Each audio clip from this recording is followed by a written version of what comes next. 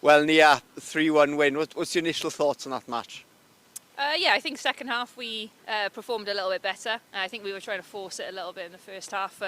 Got a little bit stressed with not scoring and then having that pressure. But yeah, we sort of composed them at half time and then they came out and sort of showed what they can do then. And yeah, scored 3 goals, which we haven't scored in the last 2 camps before this. So yeah, it's pleasing to get 3 goals on the board.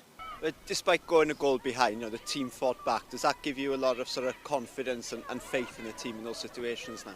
Yeah, that shows their sort of like resilience and their determination to be like, we've conceded, but now we have to go again and keep with the game plan. I think that was good of what they did. They didn't try and then force it. They kept to the game plan, and we got our reward after that. Well, Ffion, a 3-1 win against Turkey there, 4 points in the group after 2 games. Yeah. You must all be delighted. Oh, we're all so happy. Like, we're such a tight team, and I think it shows on the pitch as well.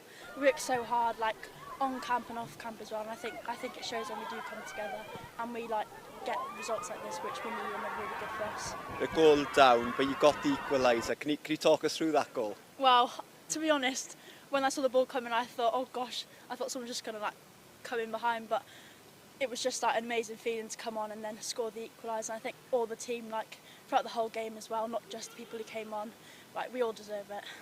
You showed as well, you really battled through, like I said, went to goal behind, but then got those 3 goals quite quickly in that second half. Yeah. And what does that show about this team and what you're capable of? It just shows how resilient we are.